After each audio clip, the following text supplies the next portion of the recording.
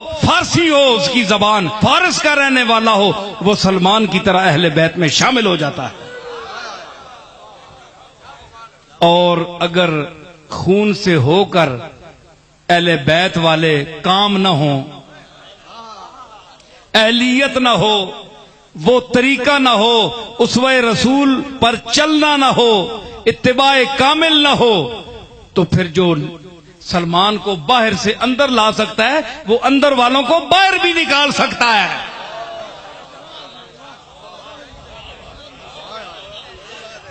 دوبارہ رپیٹ کر رہا ہوں کہ وہ عمل نہ ہو، اتباع کامل نہ ہو، اور وہ سید جو حلال کو حرام کہتے ہیں،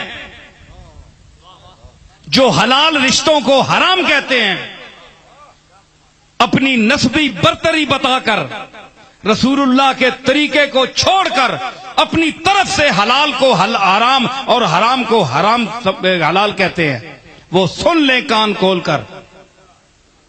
میں حدیث کی روح سے کہہ رہا ہوں کہ سلمان منا اہل البیت، سب کو پتا ہے کہ سلمان کا خون حضور کا خون نہیں تھا۔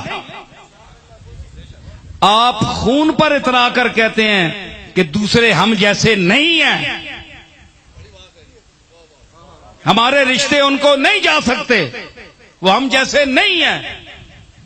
آؤ میں ان کے لیے چیلنج کرتا ہوں کہ پھر جس کا خون کملی والے کا خون نہیں تھا، فاطمہ کے خون سے نہیں تھا، اس کو کیوں حضور نے فرمایا کہ سلمان منا اہل البیت، یہ میری اہل بیت کا فرد ہے۔ سنو مولوی صاحب، اعتراض کی سیدھا ہے تے اتھے اٹھ کے پیو دا پتر ہے تے علم ہے تے اٹھ کے اتھے اعتراض کرے، پیچھے یوں یوں کرنے اتھے گل کرن سامنے۔ سلمان منا اہل البیت، سلمان ہماری اہل بیت سے ہے، سلمان کا کوئی رشتہ نہیں۔ بھائی گل ٹھیک ہے کہ نہیں؟ حضور کے نسب سے نہیں ہے۔ حضور نے فرمایا میری اہل بیت ہے، گویا ایک فارسی اجمی آدمی کو بھی اہل بیت میں داخل کر دیا۔ اس کا وہی حکم ہے جو اہل بیت کا ہے۔ کیوں کہہ رہا ہے؟ سربراہ ہے اہل بیت کہہ رہا ہے، اور بیت کا جو سربراہ ہے وہ کہہ رہا ہے کہ یہ ہمارا ہے، میرے اہل بیت کا ہے، میرے گھر کا فرد ہے۔ تو باہر کے آدمی کو داخل کر کے اہل بیت بنا دیا کہ نہیں سرکار نے؟ تو جو حلال کو تم حرام کہتے ہو تو تم پہلے اپنے نسبوں کا پتہ کرو کہ تمہارا اتصال بھی کملی والے کے ساتھ صحیح ہے یا نہیں۔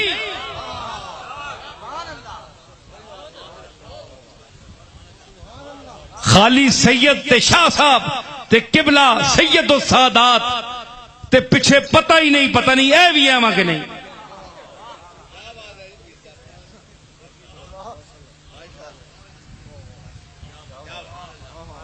وڈیاں داڑیاں رکھنے نال تے پگڑیاں تے امامے تے جبے بننے نال بندہ سید نہیں بننا۔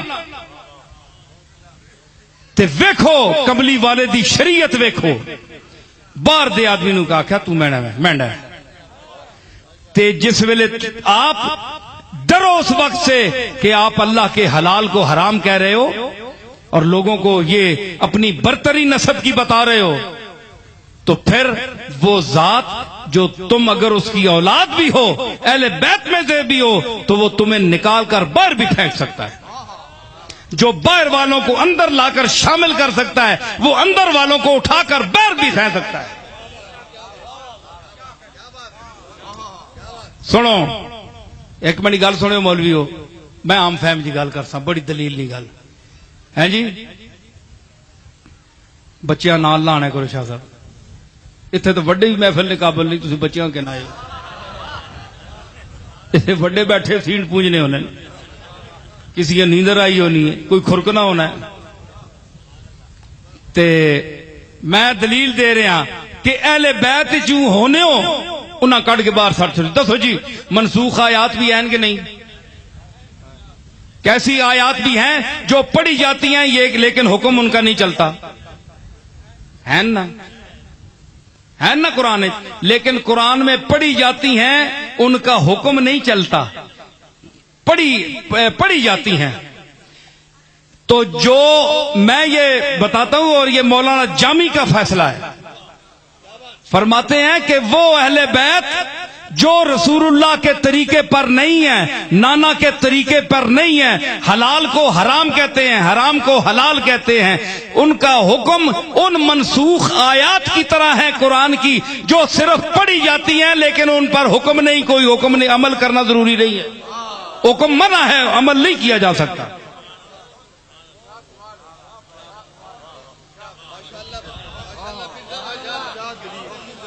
اور ان کا شعر بھی سنیے جامی کا، اولاد نبی کے نیست بر راہ نبی،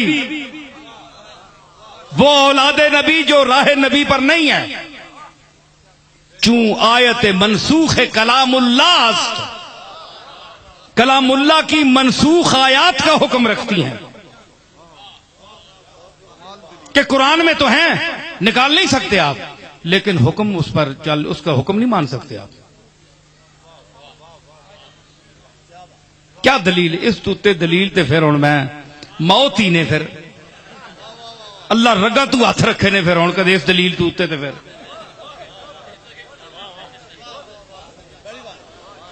جی۔ تو مطلب ہے کہ اتنا رعونت نسبی نہیں ہونا چاہیے کہ اللہ کے حلال کو آپ حرام کہہ دیں۔ آپ کی خانقاہوں کو یہ حق نہیں اللہ نے دیا کہ وہاں آپ حلال اور حرام کے اعلان کرائیں،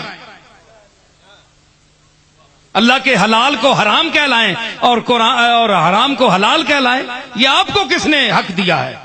آپ کی کیا شکل ہے؟ یہ فیصلہ تو کملی والا کر سکتا ہے۔ فیصلہ کملی والا کرنے سے پہلے اپنے مالک کو دیکھتا ہے کہ مالک کا کیا حکم ہے۔ نبی بھی اللہ کو دیکھتا ہے اور آپ کسی کو نہیں دیکھتے۔ آپ کو کوئی شرم نہیں؟ آپ کی سیادت اتنی اونچی آ گئی ہے، یہ کوئی اتنا اونچا کوئی نسب ہے، یہ کوئی اتنا اونچا مرتبہ ہے کہ آپ نے شریعت کو بھی پامال کر دیا اور قرآن کے احکام کو بھی پامال کر دیا۔ اسی رونت کو، اسی نسبی رونت کو کملی والا پاؤں کے نیچے مسل کر گیا اور مسلنے کے لیے آیا۔ آپ نے عربیوں اور اجمیوں کو کوئی فضیلت نہیں الا التقوی، تقوی کی بنیاد پر۔ یا ایھا الناس انا خلقناکم من ذکر و انثی وجعلناکم شعوبا وقبائل لتعارفوا ان اکرمکم عند اللہ اتقاکم۔ یہاں اللہ نے سیدوں کو مخاطب نہیں کیا صرف، یا ہاشمیوں کو مخاطب نہیں کیا، یا قریشیوں کو مخاطب نہیں کیا، یا اوانوں کو مخاطب نہیں کیا۔ یا ایھا الناس، اوے لوگو، جس نسل کے ہو، جس رنگ کے ہو، جس زبان کے ہو، جس انداز کے ہو، جس لہجے کے ہو، جس طبیعت کے ہو، جس مزاج کے ہو، جس فہم کے ہو، سن لو، انا خلقناکم من ذکر و انثی، ایک مرد سے اور ایک عورت سے ہم نے تم سب کو پیدا کیا۔ تم سب ایک باپ دادے کی اولاد ہو، ایک ماں اور ایک باپ کی اولاد ہو۔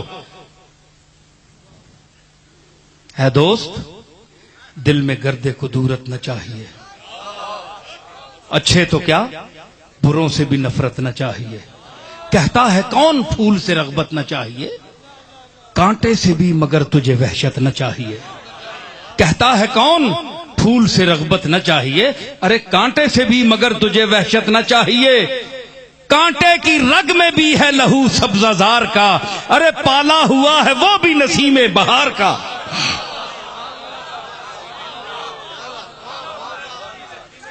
تو پھولے تے کنڈے بھی تو اسی باغے نے نا، کنڈے کو باہر چاہ کے آندے نے، کنڈے تے تنی حفاظت استے نال ہن تانڈے، ورنہ ہر بندہ آنگے ہاتھ مار کے ہیں دوڑ کے پھول کھو کے کڑے آ، نہیں، پھلا نے پیچھے کنڈے کھلوتے ہو، کہ بلا ذرا ہاتھ سمجھ کے مارے ہو۔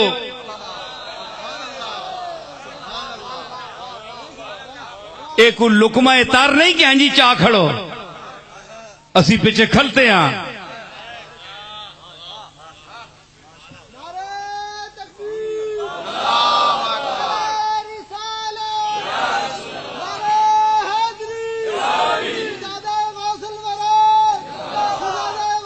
ہے جی